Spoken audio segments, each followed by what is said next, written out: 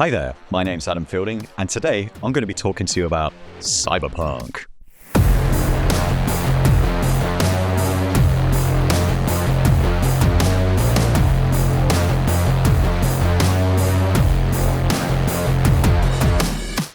Cyberpunk. I've been a fan of all things cyberpunk for quite a long time now, with its fusion of high-tech and low-life providing the backdrop for a now massive array of art and media.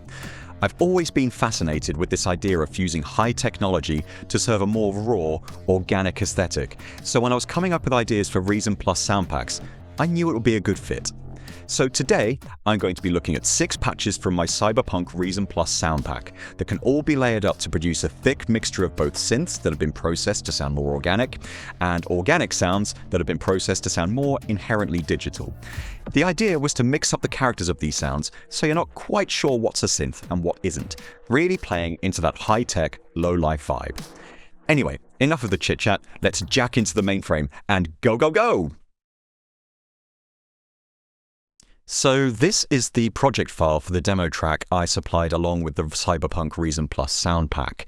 There are no additional VSTs or external rack extensions beyond what comes with Reason Plus, and all the sounds come from either the factory sound bank or already released sound packs from yours truly.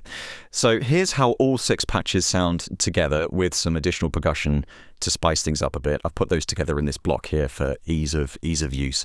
So here's how that sounds.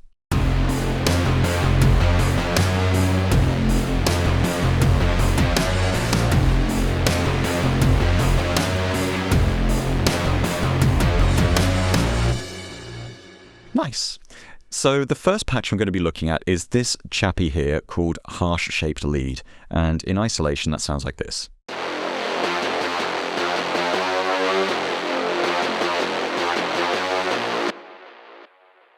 So the patch itself consists of 2 main components. There's a Europa synth, which is providing the sound source. It's like a simple, plucky kind of sound.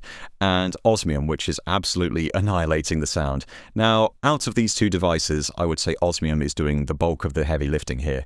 So if we disable the Osmium, you'll be able to hear that for yourself as we just play with it here. So it's really, really simple. So turn that back on. Great. So in the Europa itself, the oscillators 1 and 2 are a mixture of pulse and triangle-based oscillators, with movement provided by modulating the shape, while oscillator 3 provides a short and sharp noise attack. So oscillators 1 and 2 sound like this, and oscillator 3 sounds like this. It's just a little extra attack.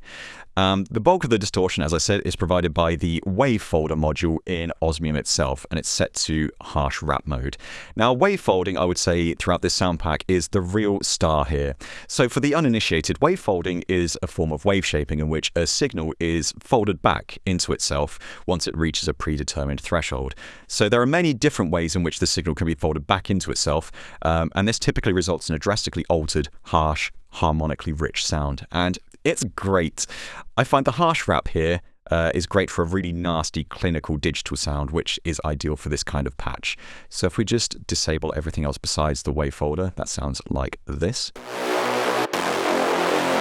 So really, really harsh, quite noisy in the highs. So this then goes through a multi-mode filter to give it a more guitar-y tone, which kind of rolls off the highs and accentuates the frequencies around 3.5K. So when disabled, as I said, this produces an incredibly harsh sound. And all of this is then sent through a morph filter on the output section here, which skews the frequencies more towards the sort of mid to high end, giving it kind of more of a cab type sound without introducing the sort of distortion or excessive coloring you'd get using a guitar amp or cab sim. So the idea here is to keep the sound harsh and digital sounding while imbuing it with the characteristics of a distorted guitar. So altogether, that sounds like this.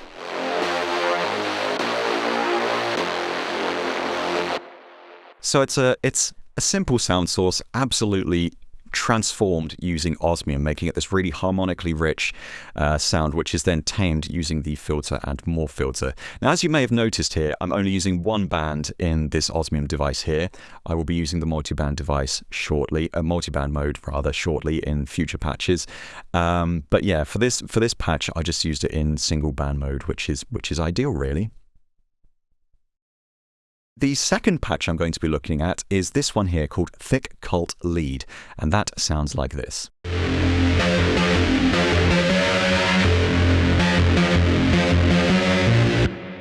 So this follows a similar sort of approach to harsh-shaped lead, with the addition of a Scream 4 to really add some crazy additional fuzz, and it's got a more obviously synthetic sound, I would say, when compared to the previous patch.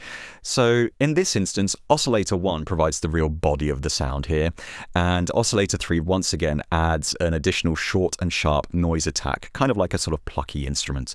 So this Scream 4 instance here is used to absolutely annihilate the sound, really accentuating the phasing effect, which I'm using in the Europa here, and the digital nature of the source audio. So unlike harsh-shaped lead, this leaves Osmium as more of a kind of sound shaper rather than as a pure distortion box. So if I disable the Osmium and just leave, oh, actually let's disable fuzz and just hear it without first. So again, it's a really, really simple synth sound. It sounds kind of not particularly inspiring in isolation. But once you stick it through this fuzz, it already sounds quite nasty. So as you can tell, I'm using the Osmium here in multiband mode, and with that enabled, it sounds like this. So it takes what was originally a very, very harsh, quite brittle digital sound and just kind of transforms it to give it a bit of warmth and make it much more usable in a mix. So let's have a look at the three bands here. Well, actually, let's have a look at the input effects first. So the input saturation here applies a kind of softer form of saturation, and it's used to fill out the input signal a little more and to add a bit of warmth. So it's a nice soft distortion rather than the really hard distortion of the wave folder that we've got here. So if we have a look at just the low band, just solo the low band, it's got a really, really aggressive compressor applied to it, with an incredibly fast attack and release, which kind of introduces an almost distorted sound while squashing the low band pretty much as possible. So you can hear that kind of crackling there as the compressors just kind of, like the attack and release is set to such low values that it's kind of transforming the sound very rapidly, introducing this sort of almost distorted crackling sound, which is kind of nice for this sort of effect. So the mid band once again uses our faithful wave folder here, this time with a sine type shaper applied. This results in a less resonant yet more harmonic sound, I would say, and that sounds like this. On the flip side, the high band makes use of a morph filter which accentuates the highs, resulting in a more resonant, harsh sound. And that sounds like this with the output filter turned off. So it's not particularly loud, but it kind of really helps to fill out the high end with that sort of extra sizzle. So if we disable solo on that, so on the output, all of these are run through a multi-mode filter, which is used in this instance to kind of roll the highs off a little and introduce, again, a sort of cab type sound by smoothing out the highs rather than accentuating them. And that sounds like this. And disabled.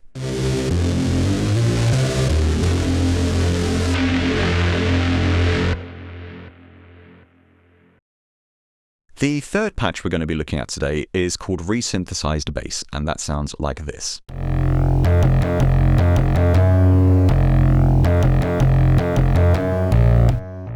Now, this takes the opposite approach when compared to the previous two patches, in that it starts with kind of a more live organic sound courtesy of Reason electric bass, before it's processed with a bass amp, and then it's processed with this Osmium device to give it a more kind of digital FME kind of sound. That said, there is already plenty of processing going on with the Reason electric bass instruments, courtesy of a bit of EQ and compression. The reamp section here provides an additional amp stage following these pedals, though this can be toggled using this section here. You just click, and then it's the reamp comes before the pedals, and click it again, and then the pedals come before the amp. It's worth experimenting with that if you're using this section. This is always worth experimenting with for a bit of additional character, and it allows you to run a fully DI'd signal through the pedal section while adding a bit of drive and EQ at the end. So with these effects turned off, let's just listen to how that sounds.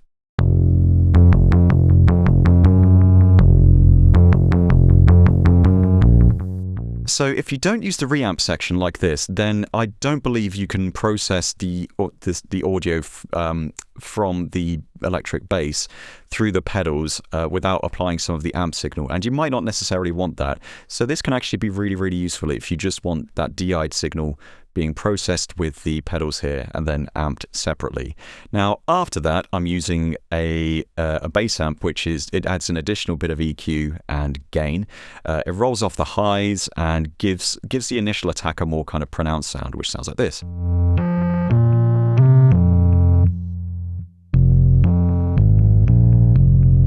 Now I've set the amp mode here to modern, as this has a brighter sound for that initial pick, with the cab set to dark to imbue the sound with a less pronounced resonant character while rolling off the highs, something you wouldn't really get by bypassing the cab section. So let's bring Osmium back in, and altogether this sounds like this.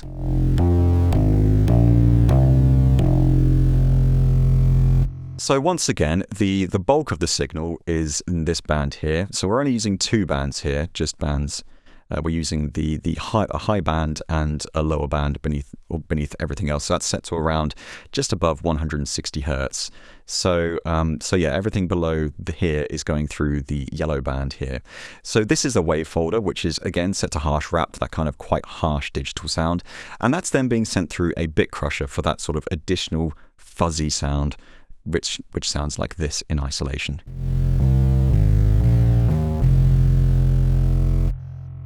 So the reason I've split this band into two is so that we can process this high band separately. This high band sounds like this. Now that's where the kind of more clicky pick attack of the bass resides. So I didn't want to use the same wave folder as I've used in the mid band there. I wanted to use an asymmetric wave folder, which kind of gives it a more sort of pronounced attack, in my opinion. And it means we don't get that bit crushing on the high end as well, because I feel like there's enough going on with the bit crusher sort of providing that extra sort of sizzle in the lower band there. So that sounds like this altogether. So that's a good example of taking a very organic live sound and then processing it using Osmium in this instance to make it sound like it's like a synth essentially, which is kind of neat. For this next section, I'm going to be looking at two patches together because I feel like they complement each other really well, and they both have a much more obviously synthetic sound. So together, they sound like this.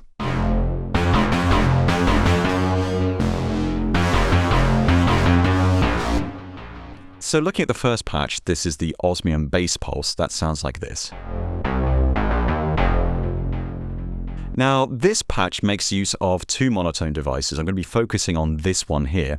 And the monotone is still one of my favorite devices in Reason for getting kind of quick and useful sounds down. I really, really like the polytone device as well, which is essentially a polyphonic kind of more sort of fancier version of monotone with some extra bells and whistles. But for kind of creating simple sounds quickly, monotone is quite hard to beat. This patch here makes heavy use of applying envelope-controlled frequency modulation to both oscillators, resulting in this kind of resonant attack that dissipates as the filter closes. And that sounds like this. So that initial attack has quite a high amount of frequency modulation, which completely dissipates as the filter closes, which is great. So this is then processed with this Osmium, which once again makes use of saturation and wave folder modules. I can't stress enough how much I abuse the wave folder module in this sound pack. It's absolutely crazy. And using this results in a crunchier, kind of more guitar cab-like sound that sounds rather different and more harmonically rich than the dry input. So with Osmium enabled, so that's quite the difference there. So moving on to the next patch, which is this one here, squaring off bass. Despite looking more complex, the squaring off bass patch actually follows quite a similar route, using an instance here of Europa rather than monotone as the sound source. So altogether, that sounds like this. I do quite like that patch. Although the Osmium provides a much more subtle effect this time around, the bulk of the distortion actually comes from this Scream 4 fuzz box right here, which is absolutely cranked to completely decimate the input signal. So with that disabled, it sounds like this. And enabled.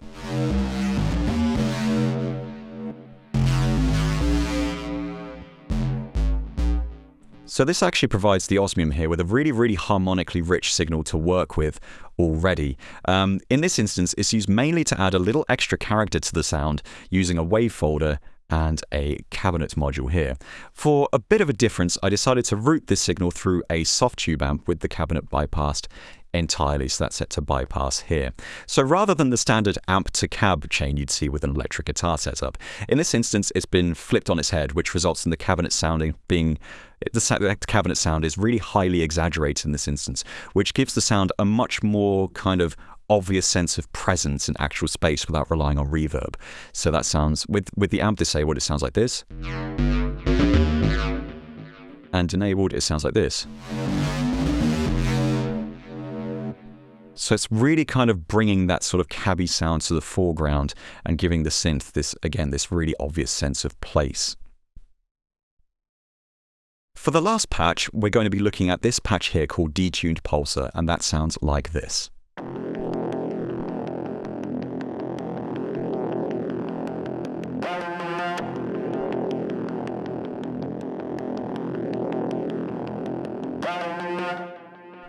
So this is an interesting one because despite having arguably more motion than all the previous patches we've looked at, it's actually one of the more straightforward patches of the bunch, I would say, kind of illustrating that the number of devices used doesn't necessarily determine how complex the sound can be.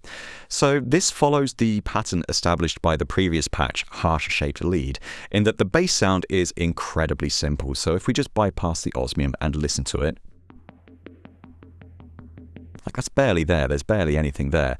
But I am using some incredibly exaggerated pitch modulation here provided by LFO2 to provide a sense of drift, and I'm also using a steadily closing filter provided by LFO1 here to kind of give that sort of steady pulse sound that you hear. So if we turn Osmium on so you can actually hear the patch, it sounds like this. So the drift is really exaggerated there. So if we turn the drift up, it just completely breaks the patch in a great way, I would say. So this is perfect for wavefolding because there's loads going on here, and there's only really two modules used in this Osmium device here. So the drive is absolutely cranked up on this wavefolder to kind of just completely annihilate the sound once again. It gives us this much more harmonically rich, distorted sound. Now on the output, I've got this morph filter here, which further shapes the sound, resulting in this sort of wobbly, drifting, pulsing synth that reacts really well to sudden pitch changes. So it sounds like this.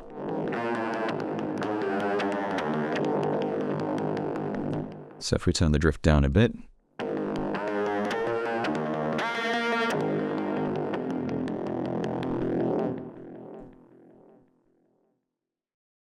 so once again, just to remind us of what all these patches sound like played together, I've turned off the drums this time.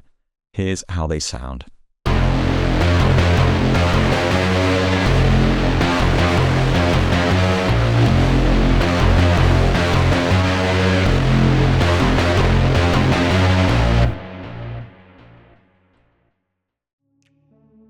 And there you have it, 6 Cyberpunk-themed Reason Plus patches made using Reason Plus devices.